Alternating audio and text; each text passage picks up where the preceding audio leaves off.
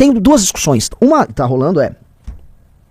O Felca, ele desnudou aqui um esquema, e são crianças que são divulgadas por esse influenciador chamado Ítalo, que é com HY, e a coisa já começa toda muito brega, né? Porque a partir do momento que você tá, vamos dizer, discutindo um produtor de conteúdo, né, que chama Ítalo com HY, ou Haitalo, né? Haitalo o nome dele, é que não vai, sabe, Riso? Eu não queria saber da existência do Haitalo, né? Mas ele existe, né? E quem é o Haitalo? Eu gravei, aliás, o Riso pode mostrar, eu gravei 2 belíssimos, eu gravei quase 1 hora de conteúdo pro Valete Plus sobre esse caso, né? Explicando que no fundo, o Haitalo, né? Esse produtor de conteúdo, vamos falar, é um produtor de conteúdo degenerado, casado, que tem um seu namorado gay, que estranhamente os dois gostam de focar muito em sexualizar crianças, e é isso. Ele ganha dinheiro produzindo um conteúdo mundo cão, um conteúdo fudidocor, um conteúdo da Cleide. Sabe, ô Cleide, bota aqui, ô Cleide! É o conteúdo Cleide, tá?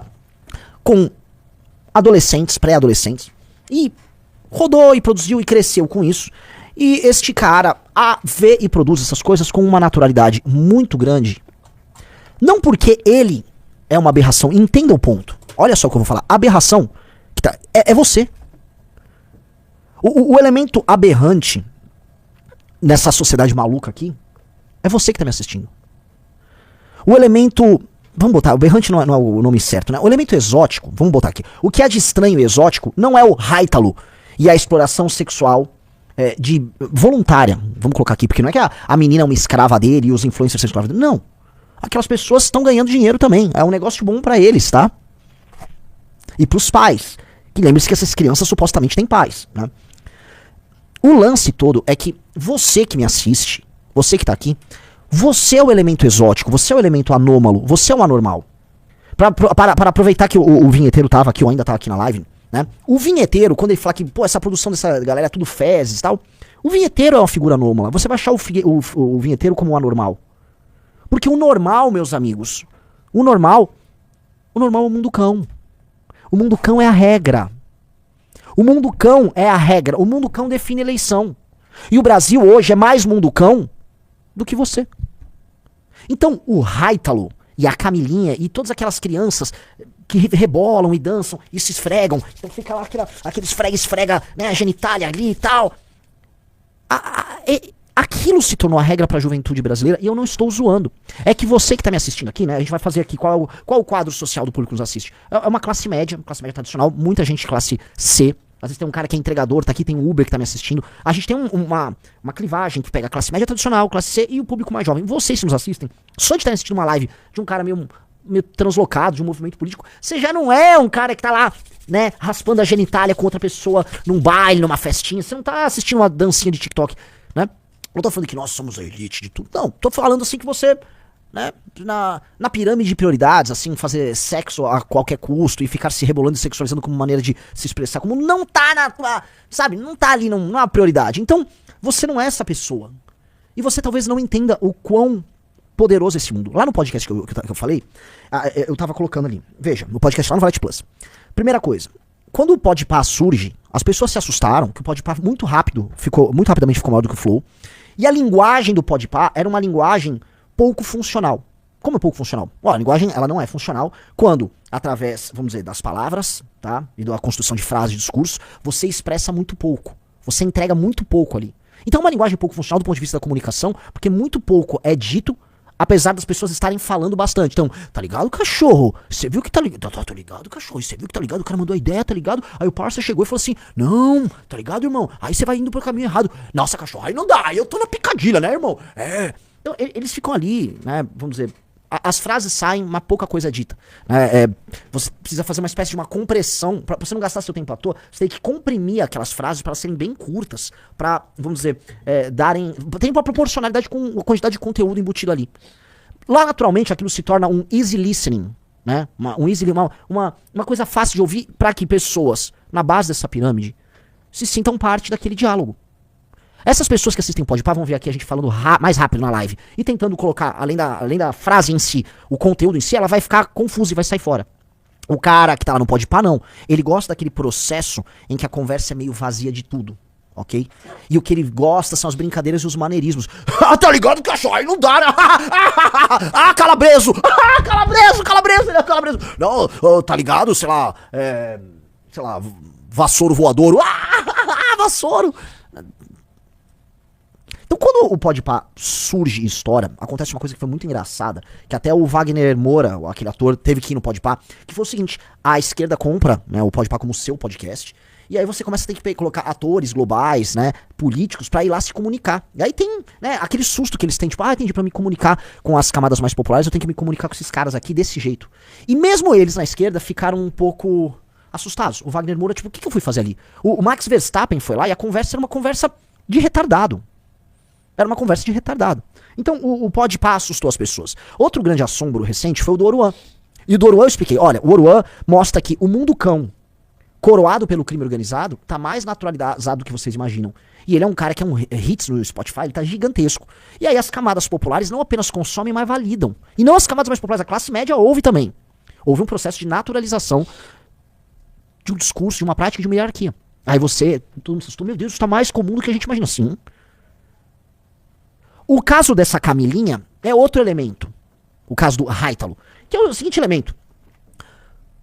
Sexualização precoce de crianças e adolescentes. Aí você vai falar, pô, Renan, mas isso acontece... Gente, sim, assim, a lógica em lugares muito pobres, especialmente pobres e urbanos, é uma divisão social entre dois tipões. A família crente, que se protege de tudo, então ela procura, vamos dizer, nos dogmas de uma religião protestante, do pastor, tal, o que não fazer para se proteger, como núcleo, para tentar manter em contradição a ideia do núcleo familiar tradicional. E do outro lado, a perdição total. Ok? É meio que isso, quando você desenha a imagem da paisagem social de uma periferia. Entretanto, as estatísticas mostram que o número de mães solteiras só aumenta. O número de mães na adolescência diminuiu, com maior intensidade no sul-sudeste, entendeu, Riso? Mãe solteira diminuiu. Desculpa. Mãe na adolescência diminuiu no sul-sudeste. A intensidade dessa diminuição é menor no norte e nordeste. Mas mães solteiras como um todo aumentam, com maior intensidade em famílias mais pobres. O que isso gera? Este tipo de cultura, ela permanece, é uma cultura limitante. Você fala, por que uma cultura limitante? Não tem nenhum problema em ter uma mãe solo, não sei o quê, uma mãe solteira, não sei o quê. Não. Eu estou falando de estatística. Todo mundo pode levantar aqui exemplos anedóticos que vão contra, vamos dizer, a tendência. Então, posso dar um exemplo da minha irmã. Minha irmã é uma mãe solteira. Minha irmã, ela casou com um cara, não deu certo o casamento, o cara é um bosta. Mora com a minha sobrinha aqui no Brasil, uma excelente mãe, cuida muito bem da minha sobrinha. Minha sobrinha tem a atenção da família toda, minha sobrinha é uma menina super inteligente. Maravilhoso. Ela, inclusive, teve umas participações na live aqui do Arthur, né? Nesse horário. Maravilhoso. Minha sobrinha não vai ter nenhum problema. Só que minha irmã é um exemplo, vamos dizer, específico. Na média, há uma incidência maior de problemas psicológicos em crianças oriundas de arranjos familiares que não têm pai. E mais, meninos pobres, especialmente na idade, que eles... Vou usar aqui a live do Arthur, atenção. Eles não estão com o córtex pré-frontal completamente desenvolvido, isso é verdade, tá? Eles não têm os freios inibitórios ali, o processo de racionalização deles não está completo. Esses meninos, tá? Nessa faixa de 15 a 24 anos, quando, especialmente em famílias mais pobres, e especialmente com famílias constituídas de mãe sem a figura paterna, a incidência desses meninos no crime é muito maior. E quem são os meninos que vão parar no crime? Em geral, os mais burros, tá? Em geral, há quase uma coisa do incel no crime. O menino meu, perdido e tal. Ele se torna uma mão de obra barata pro crime. Por que esse cara entra pro crime? Porque ele é mão de obra barata. Ele é mão de obra barata pro crime. Em geral, crianças oriundas dessas famílias, desses arranjos familiares incompletos, eles vão performar pior na escola. Todos os instrumentos de medição que você vai ter vão demonstrar uma piora. Menos disciplina, maior rebeldia, participação, incidência em crime muito maior dos meninos e tal. As meninas vão ter uma dificuldade em se relacionar com homens também na vida, todo mundo sabe disso.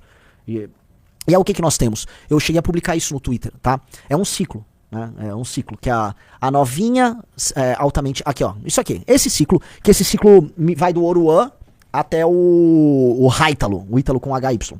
A novinha sexualizada vira mãe solteira que gera um menino problemático que entra pro crime em busca da novinha sexualizada que gera um menino problemático que entra pro crime em busca da novinha sexualizada que gera um menino problemático que entra pro crime, entendeu?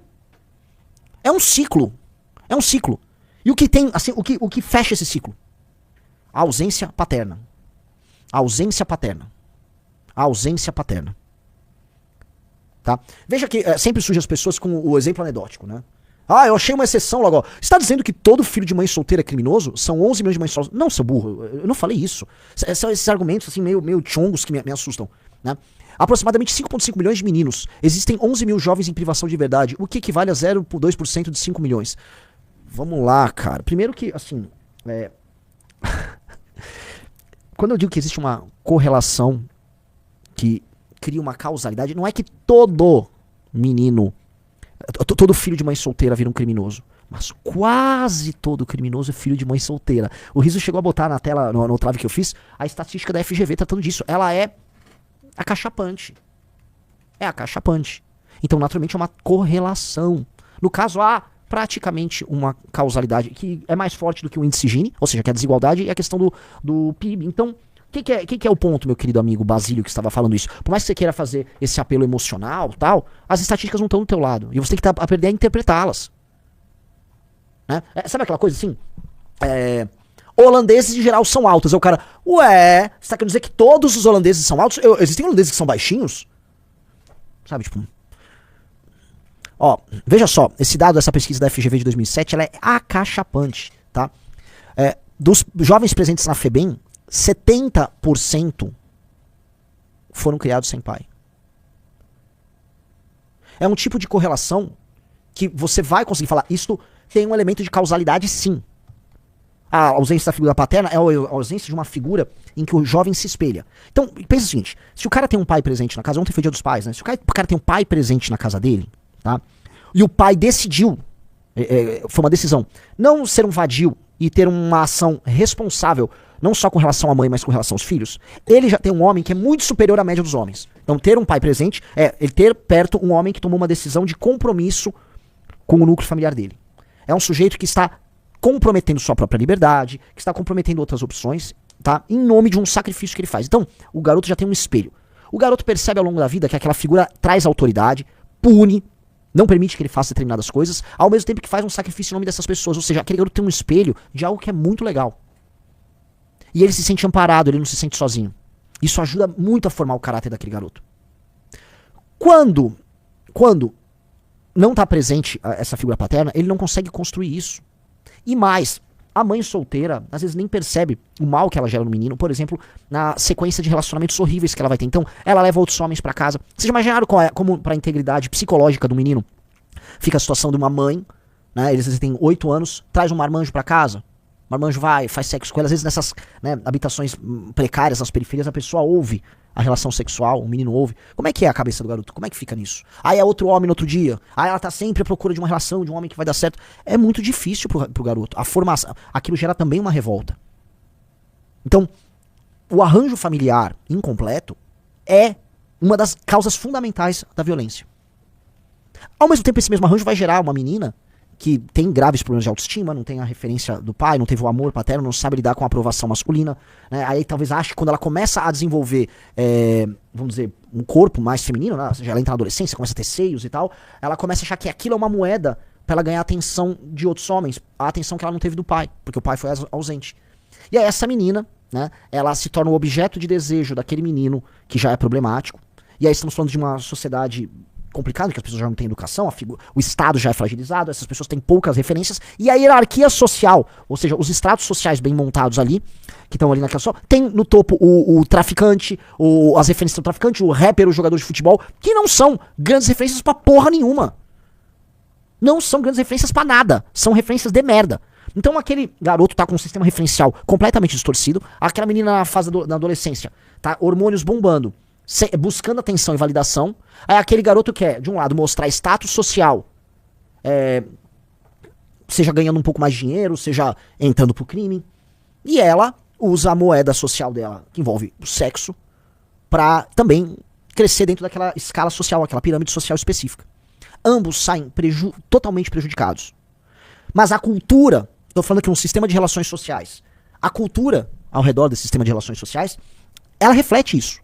Então as músicas que envolvem a sexualização precoce, e eu falo, vocês têm que ouvir o podcast que eu fiz no Valete Plus sobre isso. É fundamental. A música vai refletir esse sistema de relações sociais. Então quem é a novinha, repararam, quem é a novinha nas músicas do funk, do rap?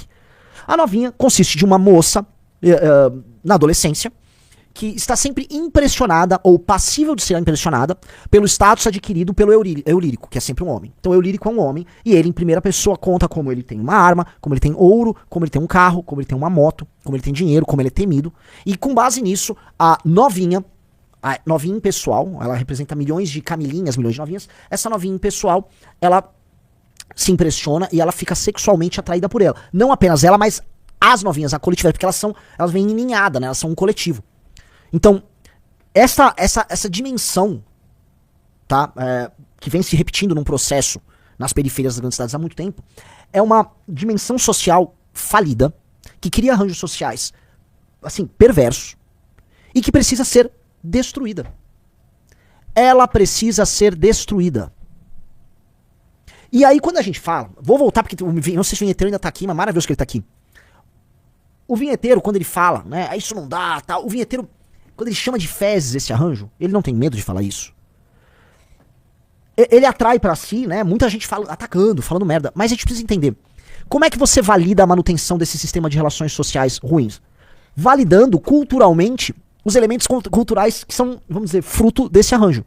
Então quando você fala, não, é muito legal o programa da Regina Casé, que ela conta aquela realidade. Não, nós precisamos respeitar lá o funk do MC não sei quem. Não, o MC Latrocínio tem um ponto. Não, o MC Latrocínio não tem um ponto nem artístico e muito menos cultural ou político. Aquilo é um mero reflexo de uma estrutura social que tem que deixar de existir. E essa estrutura social tem que deixar de existir. A gente tem que parar de falar que não tem que deixar de existir. Tem que deixar de existir. Gravidez na adolescência tem que deixar de existir. Baile funk tem que deixar de existir. O funk enquanto cultura, essa cultura de gueto e sexualização, tem que deixar de existir. Ah, não, mas você não gosta do ritmo do rap? Não, eu adoro o Kanye West. Adoro, eu acho musicalmente bem interessante, mas eu acho que a temática subjacente a essa produção aqui no Brasil está fazendo muito mal para as pessoas. Assim que outra coisa está fazendo muito mal. O cara que embucha e foge, a mina que se sexualiza precocemente, um monte de minhoca na cabeça dessas garotas. E entendam uma coisa. Esse tipo de coisa se quer. Porque aí você começa a misturar também elementos políticos e político-ideológicos, né? Alienígenas para esses jovens. Esses jovens não dispõem de material para isso. Quem aqui assistiu o filme Taxi Driver? Ó, um cara botou, discurso racista e elitista, Renan. Luiz Davi vai tomar no seu cu. Tá? O filho de uma família de classe média alta aqui em São Paulo, tá? Ele tá estudando numa escola decente. Os pais não vão permitir que ele se submeta a esse tipo de subcultura. No máximo, esteticamente, ele botou uma bermuda maior e tal. No fim, ele vai estar estudando numa escola boa. A filha dele não vai embuchar na adolescência, tá? Eles vão acabar entrando numa faculdade boa. Podem até defender se eles forem à esquerda. Olha só que eu tô com uma mentalidade moderna e tal. E depois, eles vão se adequar a uma economia de consumo enquanto pessoas mais produtivas. E a vida vai seguir, tá? Eles não serão reféns dessa cultura merda, tá? Coisa de burro ficar falando isso. É uma cultura merda, ela não leva a nada. Assim, eu falo aqui como um cara que, eu disse, eu adoro o Kanye West. Mas a cultura de gueto nos Estados Unidos gera um efeito similar. Como pode, a gente precisa colocar aqui, como pode uma sociedade tão rica quanto a norte-americana fazer com que uma parte importante da população, especialmente os negros, estejam sempre numa posição de inferioridade? Não dá pra só explicar, é o racismo. Não é. Cara, o Thomas Sowell, eu falo isso, o Walter Williams, você vai pegar grandes abordagens sobre isso. A destruição do núcleo familiar, a dissolução do pátrio poder do homem negro. O fim, inclusive, daquelas comunidades que a gente sabe, comunidades altamente religiosas. E aí o boom que você teve nos anos 60, aí a ideia que especialmente a esquerda teve, tipo, não, vamos cuidar dessas mães solteiras. Assim, você teve um incentivo à mãe solteira. A própria cultura de gueto também que justifica isso. Isso acaba incidindo sobre eles, de uma maneira diferente que incide, por exemplo, sei lá, um imigrante indiano que chegou. Chegou um imigrante indiano pobre também e tal, o cara acende de uma maneira diferente. Então, há um elemento cultural muito forte que sabota essas comunidades.